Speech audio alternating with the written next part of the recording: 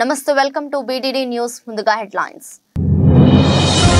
అణ్వాయుధ ప్రయోగానికి వెనుకాడమని తేల్చి చెప్పిన రష్యా అధ్యక్షుడు ఉక్రెయిన్తో చర్చలకు సిద్ధమన్న వ్లాదిమిర్ పుతిన్ గాల్లోకి ఎగిరిన క్షణాల్లోనే పేలిన జపాన్ తొలి ప్రైవేట్ రాకెట్ ఒక్కరోజే 13% పడిపోయిన స్పేస్ వన్ కంపెనీ షేర్లు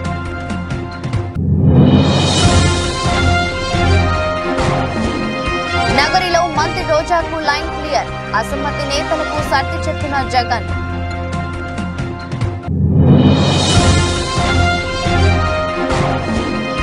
ఏపీ అసెంబ్లీ ఎన్నికల్లో కాంగ్రెస్ పోటీ చేసే స్థానాలపై షర్మిల కీలక ప్రకటన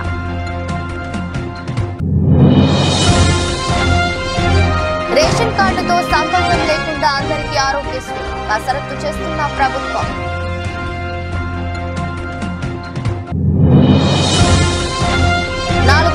చేరిన లక్ష్మీ నరసింహస్వామి వార్షిక బ్రహ్మోత్సవాలపై ప్రత్యేక శ్రద్ధ పెట్టిన రాష్ట్ర ప్రభుత్వం గుజరాత్ పై షెఫాలి మెరుపుల టైటిల్ ఫైట్ కు దూసుకెళ్లిన ఢిల్లీ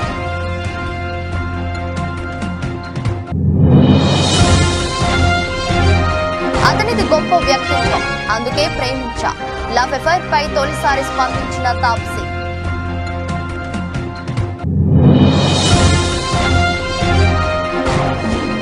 నష్టాల్లో స్టాక్ మార్కెట్ సూచీలు 22,000 దిగువకు నిఫ్టీ తమ రాజ్యాధికారం సార్వభౌమత్యం స్వాతంత్ర్యానికి ముప్పు వాటిల్లితే అణ్వాయుధాలు వాడేందుకు వెనకాడబోమని రష్యా అధ్యక్షుడు వ్లాదిమిర్ పుతిన్ హెచ్చరించారు. అణు వివాదాన్ని సృష్టించే చర్యలకు అమెరికా దూరంగా ఉంటుందని ఆశిస్తున్నట్టు పేర్కొన్నారు.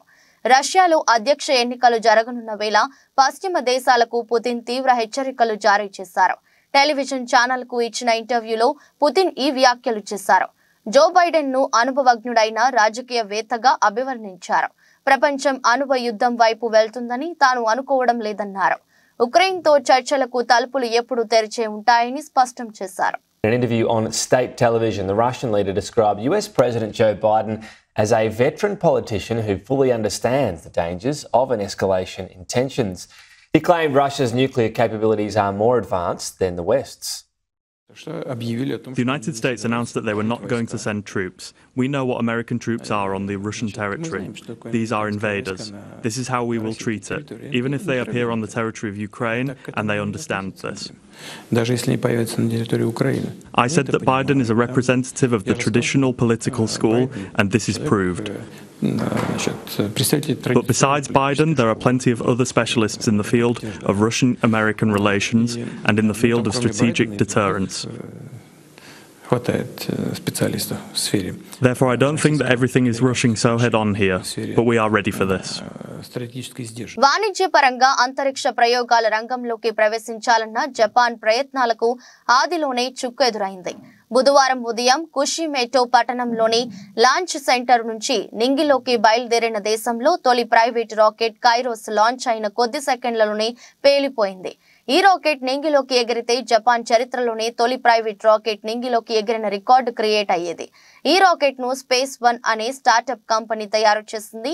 59 అడుగుల పొడవైన కైరోస్ రాకెట్ ఘన ఇంధనంతో పనిచేస్తుంది. కైరోస్ రాకెట్ ప్రభుత్వానికి చెందిన శాటిలైట్ ను నింగిలోకి మోసుకెళ్లాల్సి ఉంది. రాకెట్ పేలిపోవడంతో భారీగా మంటలు ఎగిసిపడ్డాయి. శిథిలాలు సమీపంలోని పర్వతాలు సముద్రం మీద చెల్లా చెదురుగా పడ్డాయి. ఈ రాకెట్ మార్చి 9వ తేదీనే లాంచ్ కావాల్సి ఉండగా పలు కారణాల వల్ల లాంచింగ్ వాయిదా పడింది. రాకెట్ పేలిపోవడంతో స్పేస్ వన్ కంపెనీ షేర్లు జపాన్ స్టాక్ మార్కెట్లో ఒక్కరోజే 13% పడిపోయాయి.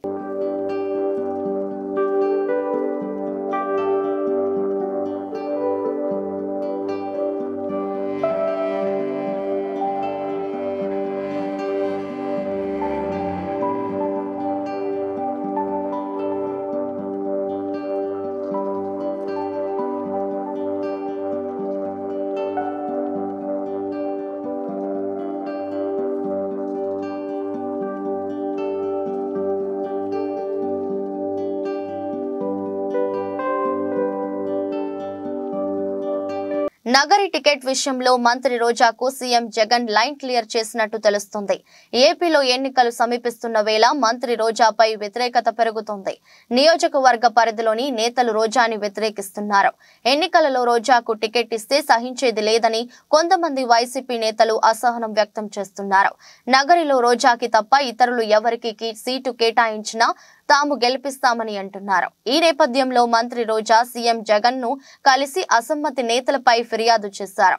దీనిపై స్పందించిన సీఎం జగన్ నగరి టికెట్ విషయంలో మంత్రి రోజాకు లైన్ క్లియర్ చేసినట్టు సమాచారం. అసమ్మతి నేతలకు సర్ది చెప్పిన జగన్ అందరూ కలిసి పనిచేయాలని సూచించినట్టు తెలుస్తోంది. మరోవైపు సత్తెనపల్లి, నర్సరావుపేట నగరి అసంతృప్త నేతలకు కూడా సీఎం జగన్ సర్ది చెప్పారు. కొన్ని రోజులుగా మంత్రి అంబటి పలువురు నేతలకు మధ్య గ్యాప్ వచ్చినట్టు తెలుస్తోంది. అంబటిని గెలిపించాల్సిన బాధ్యత తమదేనని అసంతృప్తి నేతలకు జగన్ సూచించారు. మళ్లీ అధికారంలోకి వచ్చాక అందరికీ తగిన ప్రాధాన్యత ఉంటుందని అసంతృప్తి నేతలకు భరోసా ఇచ్చారు. నరసరావుపేట ఎమ్మెల్యే గోపిరెడ్డి నుంచి తాము ఎదుర్కొంటున్న సమస్యలను సీఎం జగన్ కు 6 సంతృప్త నేతలు వివరించారు. తమ రాజకీయ విశ్వసనీయతను దెబ్బతీసేలా గోపిరెడ్డి వ్యవహరిస్తున్నారంటూ నేతలు వాపోయారు. ఇక ముందు ఎలాంటి ఇబ్బందులు లేకుండా చూసే బాధ్యత తనదని జగన్ హామీ ఇచ్చారు. పార్టీ నిలబెట్టిన అభ్యర్థిని గెలిపించేందుకు అందరూ కలిసి పనిచేయాలని సీఎం జగన్ సర్ది చెప్పారు.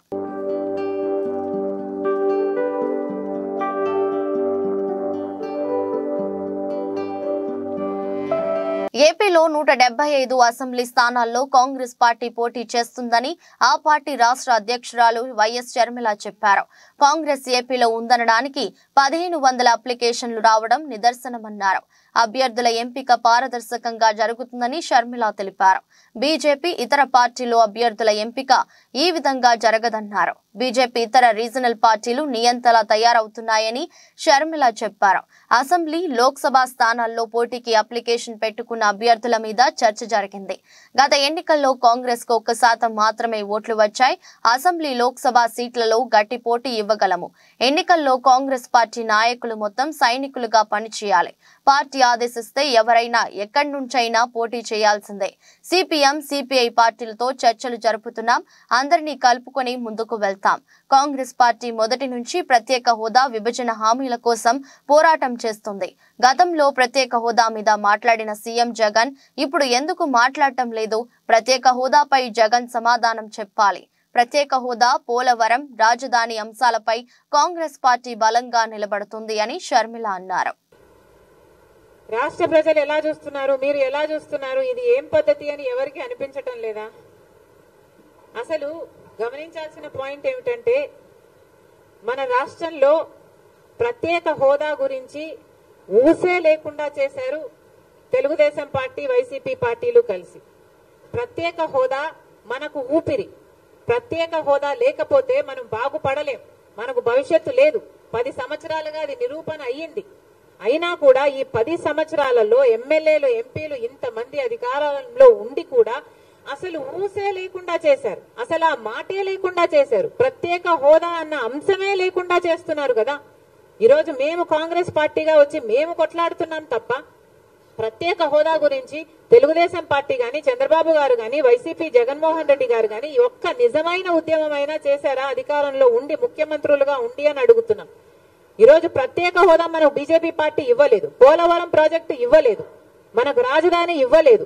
ఒక్క హామీ కూడా నెరవేరకపోతే మరి చంద్రబాబు గారు బీజేపీ పార్టీతో ఎందుకు పొత్తు పెట్టుకుంటున్నారో సమాధానం చెప్పాలి. ఏం చేసింది బీజేపీ పార్టీ అని పొత్తు పెట్టుకుంటున్నారు?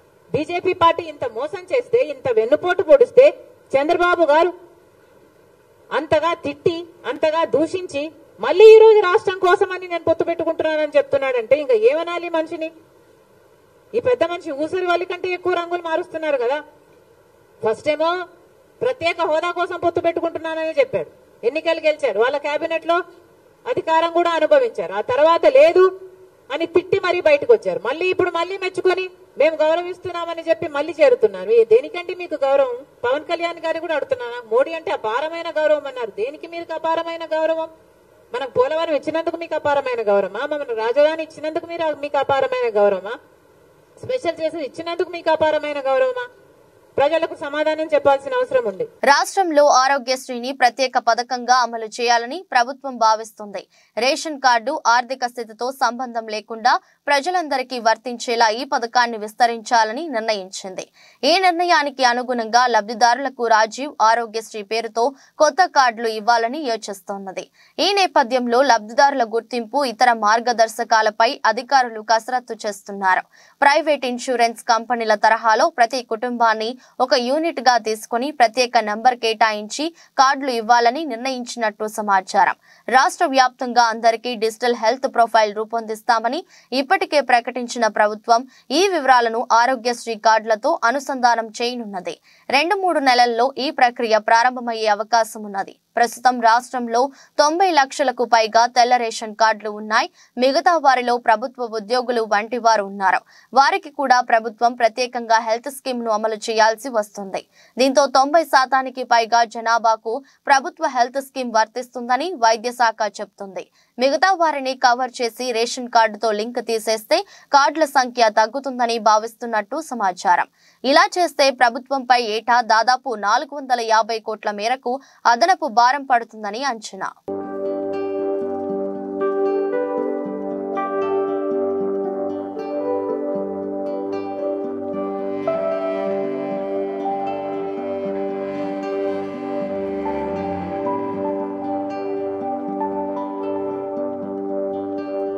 భక్తుల ఇలవేల్పు దైవం యాదగిరిగుట్ట శ్రీ లక్ష్మీ నరసింహస్వామి వార్షిక బ్రహ్మోత్సవాలు వైభవంగా జరుగుతున్నాయి.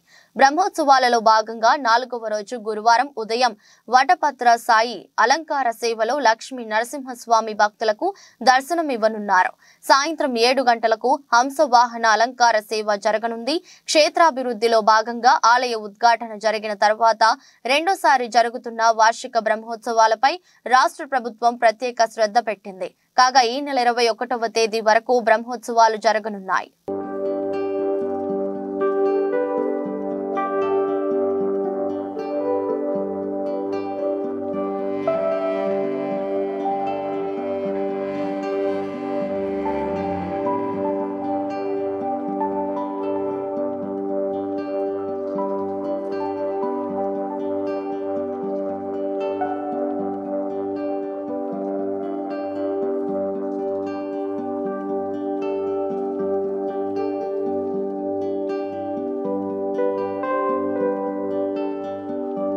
ములుగు నియోజకవర్గంలోని పెద్దాపూర్, గుర్రంపేట, బౌసింగ్పల్లి, సుబ్బక్కపల్లి గ్రామాల్లో 2,34 లక్షలతో చేపట్టిన పలు అభివృద్ధి కార్యక్రమాలను కొబ్బరికాయ కొట్టి ప్రారంభించిన రాష్ట్ర పంచాయతీరాజ్ గ్రామీణాభివృద్ధి స్త్రీ సంక్షేమ శాఖ మంత్రి వర్యులు డాక్టర్ ధనసరి అనసూయ సీతక్క.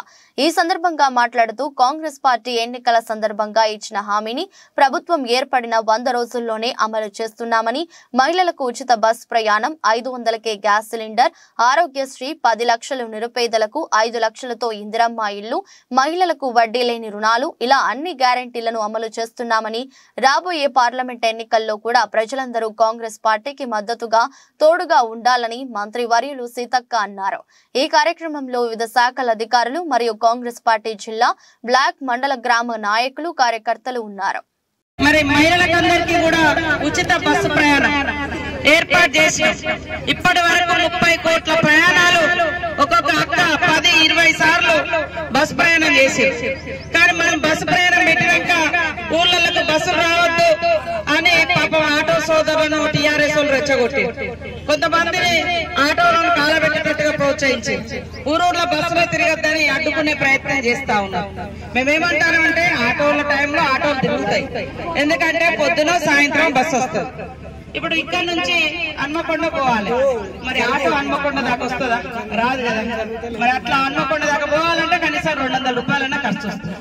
200 రూపాయలు నెలకు ఒక 4-5 సార్లు పోయేటోళ్ళు అయితే మరి ఒక 2-3 వేల రూపాయలన్నా వాళ్లకు మిగులుతాయి ఆడోళ్ళకు, అక్కలకు అని మన సీఎం రేవంత్ రెడ్డి గారు సోనియమ్మ ఆదేశం మేరకు ఉచితంగా బస్సు ప్రయాణం పెట్టింది.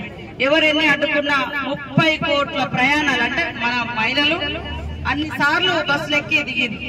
అదే కాకుండా మరి ఆరోగ్యశ్రీ ఏదన్నా అయితే 10 లక్షల వరకు కూడా ఫ్రీగా వైద్యం అందుతుంది. మరి దానితో పాటు మేము ఇక్కడే ఉండి 200 యూనిట్ల కరెంటు ఫ్రీగా ఇస్తామని చెప్పినాం ఆ రోజు ఎన్నికల కంటే ముందు. కాంగ్రెస్ వాళ్ళు ఇచ్చేది అవుతుందా కాదు అని అన్నారు. కానీ 200 యూనిట్ల కరెంటు మరి రేపటి నుంచి వచ్చేటువంటి బిల్లు మీకు కరెంటు బిల్లు ఉండదు. అంతకుముందు చూస్తే నాకు చాలా సార్లు వచ్చిన ఫోన్లు, ఎస్సీ కాలనీ కట్ అయింది, ఎస్టీ కాలనీ కట్ అయింది, బీసీ కాలనీ కరెంటు బిల్లులు కట్టట్లేదని ఇల్లు. కానీ పేదోళ్ళు ఉండేటువంటి ఇళ్ళ కరెంటు బిల్లులు గతంలో బీఆర్ఎస్ పార్టీ ముక్కుబిండి వసూలు చేసింది. కోట్లు ఉన్న లెక్కమో ఫ్రీ. ఆర్మూర్ డివిజన్ కేంద్రంలో ఉన్నటువంటి మెర్తాడ్, కమ్మర్పల్లి, భీమ్గల్ మండలాల మీదుగా నేషనల్ హైవే మంజూరు అయింది. ఈ రహదారిని ప్రస్తుతం ఉన్న రహదారి ద్వారా కాకుండా పంట పొలాల నష్టం జరిగే విధంగా సైద్యం చేస్తున్న పొలాల నుండి రోడ్డు వేయడం ద్వారా నష్టం జరుగుతుందని, రైతులు నష్టపోతారని గత కొన్ని రోజులుగా రైతులు ధర్నాలు చేస్తే దానికి మద్దతుగా సిపిఐ ఎంఎల్ ప్రజాపందా పార్టీ నిలబడితే ఆర్మూర్ ఆర్డీఓ ప్రజా అభిప్రాయం సేకరణ అంటూ వారి సమక్షంలో సమావేశం నిర్వహించిందన్న సందర్భంలో వారికి అండగా వెళ్లిన సిపిఎం ఎల్ ప్రజాపందా పార్టీ నాయకులు ఆర్డీఓ రెచ్చగొట్టే విధంగా వ్యాఖ్యలు చేస్తూ ఆర్మూర్ ఏసీపీ బస్పారెడ్డి దురుసుగా ప్రవర్తించి ప్రజాపందా నాయకులను అరెస్టు చేయడం ప్రజాస్వామ్యమైన చర్య కావున దీన్ని వ్యతిరేకిస్తూ Armoor CPI ML sub division నాయకులు ఆర్మూర్ ఆర్డీఓ ఏసీపీ గారి దిష్టిబొమ్మ ఆర్మూర్ పట్టణంలోని అంబేద్కర్ చౌరస్తా వద్ద దగ్ధం చేశారు.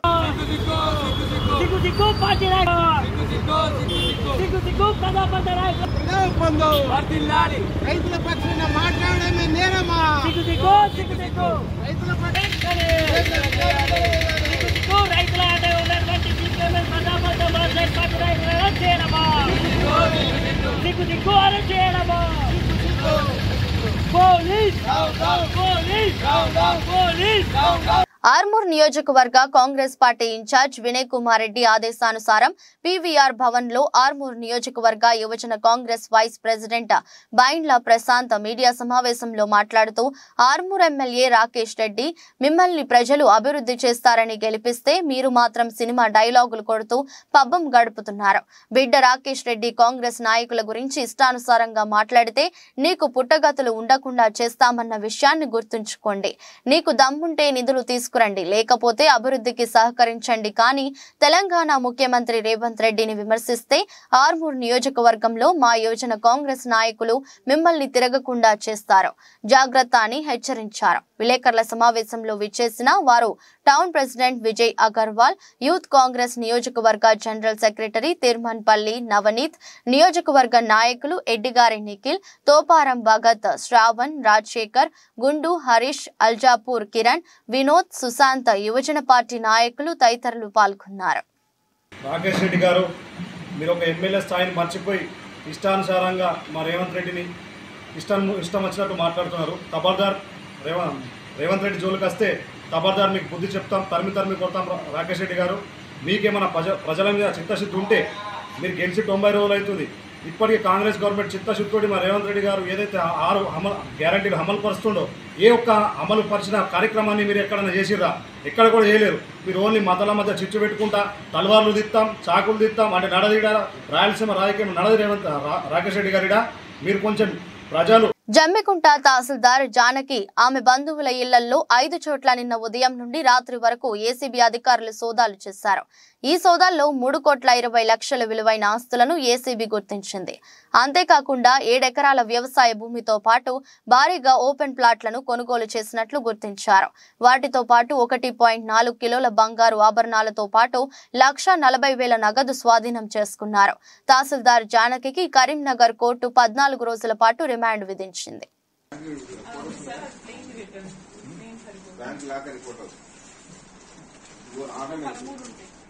అవి పెట్టే సీసీ కార్డు పెట్టు, క్యాష్ కూడా పెట్టు, ఒకసారి నాకు 2 పెట్టాలి.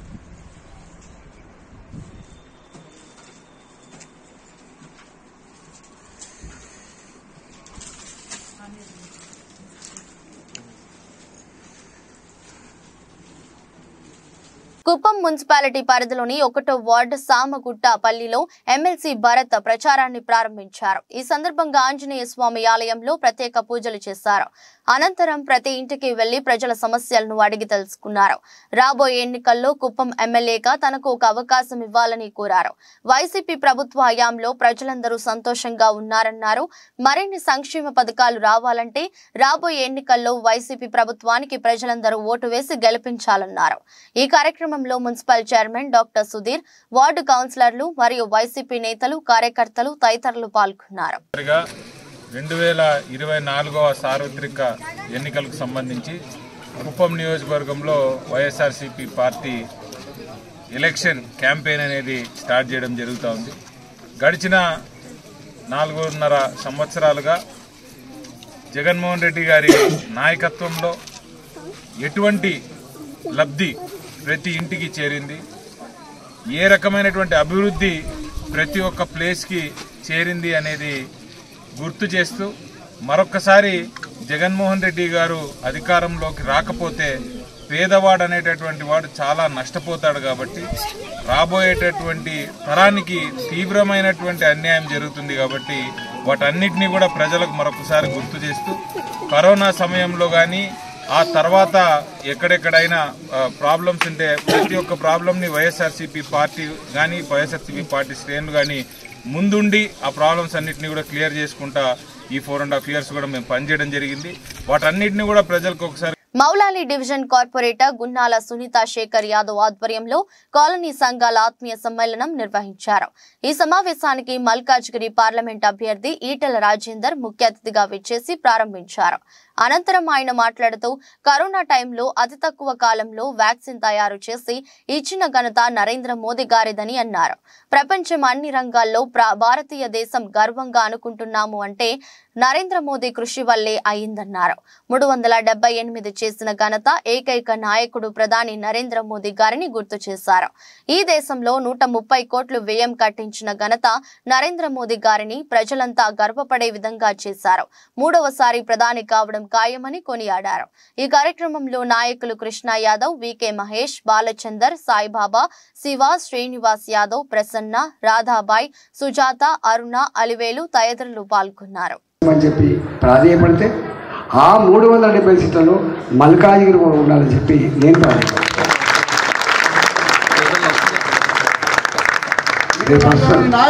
ఎత్తుతాండ్రు. మా సునీత మండలం దొరుకుతున్నారు. వాళ్ళు 150 కోట్లు పెట్టాడు దొరకన్నా 200 కోట్లు పెడతాడు. నా మీద 200 కోట్లు పెట్టాడు, 150 కోట్లు పెట్టాడు. ఇప్పటికే ఒకసారి ఎక్స్పెరిమెంట్ అయిపోయింది. మీరందరూ వచ్చింది. నా అదృష్టం ఏంటంటే 2021లో జరిగిన ఎన్నికలప్పుడు వీళ్ళందరూ నా వచ్చి పనిచేసినప్పుడు నేను ఎవరినో నా పనితనం ఏంటో తెలుసు కాబట్టి మాట్లాడు. నాకు ఎన్నడూ ఓట్లలో డబ్బులు అనేది తెలియదు. నాకు దావతులు కూడా ఇచ్చింది తెలియదు. నాకు ఎన్నడు 20 ఏళ్ళు ఏనాడు వాళ్ళు నిండు మనసుతో ఆశ్రయించి పంపించారు. వాళ్ళ కాలు మడితే పనితో పీకింత పని చేసి WPL లో ఢిల్లీ క్యాపిటల్స్ దుమ్ము రేపింది. భారీ విజయం లక్ష్యంగా బరిలోకి దిగిన ఢిల్లీ అనుకున్న ఫలితాన్ని అందుకుంది. బుధవారం పూర్తి ఏకపక్షంగా సాగిన పోరులో ఢిల్లీ 7 వికెట్ల తేడాతో గుజరాత్ జైంట్స్ పై ఘన విజయం సాధించింది. దీంతో లీగ్ ఫైనల్లోకి ప్రవేశించింది. గుజరాత్ నిర్దేశించిన 127 పరుగుల లక్ష్య ఛేదనలో ఢిల్లీ 13.1 ఓవర్లలో 129/3 స్కోరు చేసింది. ఓపెనర్ శేషావలి వర్మ బంతుల్లో 71, 7 4లు, 5 6లు, అర్ధ సెంచరీతో విజృంభించారు. జమీమా రోడ్రింగ్స్ దూకుడుగా ఆడింది. తనుజా కన్వర్ 2 వికెట్లు తీసింది. అంతకుముందు ఢిల్లీ 20 ఓవర్లలో 126/9 స్వల్ప స్కోరుకే కుప్పకూలింది. కాప్, మిన్ను, మణి, సికా పాండే దాటికి గుజరాత్ వరుస విరామాల్లో వికెట్లు కోల్పోయింది. భారతి, ఫల్మాలి మినహా అందరూ ఘోరంగా విఫలమయ్యారు. శేషాలికి ప్లేయర్ ఆఫ్ ది మ్యాచ్ దక్కింది.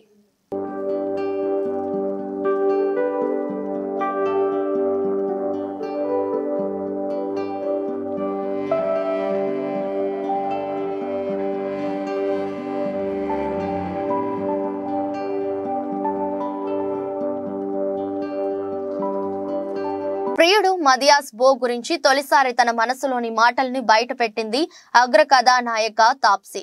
డెన్మార్క్ బ్యాడ్మింటన్ ప్లేయర్ అయిన మదియాస్ బోతో ఈ అమ్మడు తన గత 9 ఏళ్లుగా ప్రేమలో ఉంది. అయితే తన లవ్ అఫైర్ పై ఈ భామ ఇప్పటి వరకు ఎక్కడా స్పందించలేదు. ఈ జంట త్వరలో పెళ్లిపీట లెక్కబోతున్నారని వార్తలు వస్తున్నాయి. ఈ నేపథ్యంలో మదియాస్ బో గురించి ఆసక్తికరమైన వ్యాఖ్యలు చెప్పింది తాప్సీ.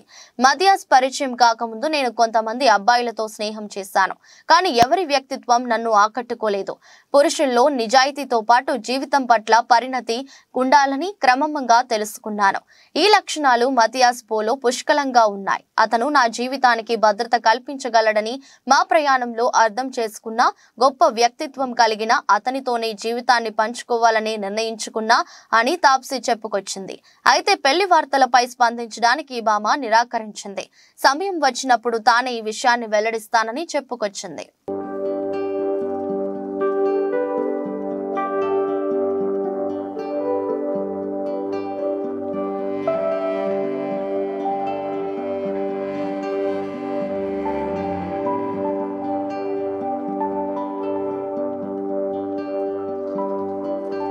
దేశీయ స్టాక్ మార్కెట్ సూచీలు గురువారం నష్టాలతో ప్రారంభమయ్యాయి.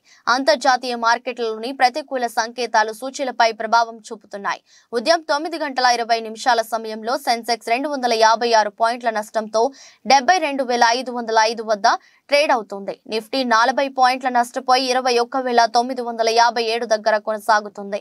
డాలర్తో పోలిస్తే రూపాయి మారకం విలువ 82.85 వద్ద ప్రారంభమైంది. సెన్సెక్స్ 30 సూచీలో Reliance, HCL, Tech Mahindra, Tech Infosys, Sun Pharma, M&M, Maruti, L&T, Power Grid, TCS, Kotak Mahindra Bank షేర్లు లాభాల్లో ట్రేడ్ అవుతున్నాయి. బజాజ్ ఫినాన్స్, టాటా స్టీల్, టైటన్, ఇండస్ఇండ్ బ్యాంక్, బజాజ్ ఫిన్సర్వ్, టెక్ మహీంద్రా, JSW స్టీల్, టాటా మోటార్స్, విప్రో, ITC షేర్లు నష్టాల్లో కొనసాగుతున్నాయి. అమెరికా మార్కెట్లు బుధవారం నష్టాలతో ముగిశాయి.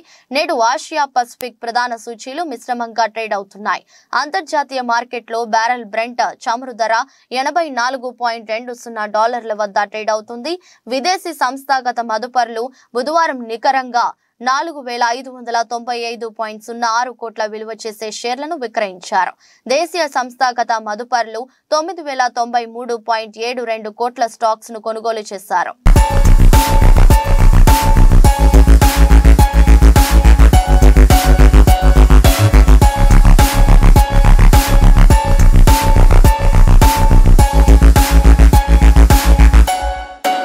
నమస్తే, వెల్కమ్ టు భావత్ న్యూస్. ముందుగా హెడ్లైన్స్.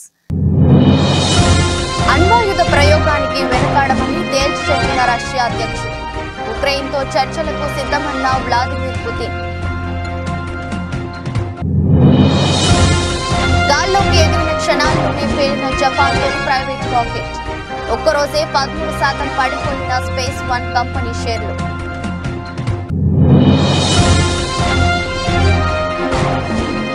నగరిలో మంత్రి రోజాకు లైన్ క్లియర్. అసమ్మతి నేతలకు సర్ది చెప్పిన జగన్.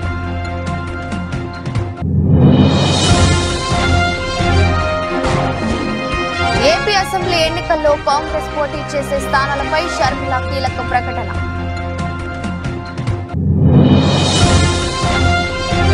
రేషన్ కార్డుతో సంబంధం లేకుండా అందరికీ ఆరోగ్యశ్రీ కసరత్తు చేస్తున్న ప్రభుత్వం.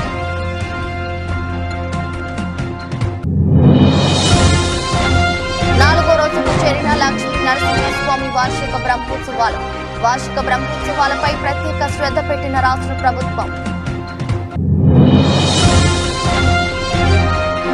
గుజరాత్ పై షెఫాలి మెరుపుల టైటిల్ ఫైట్ కు దూసుకెళ్లిన ఢిల్లీ.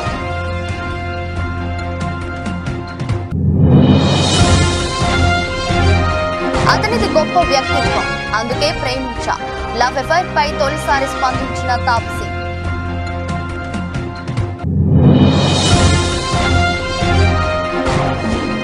నష్టాల్లో స్టాక్ మార్కెట్ సూచీలు 22,000 దిగువకు నిఫ్టీ.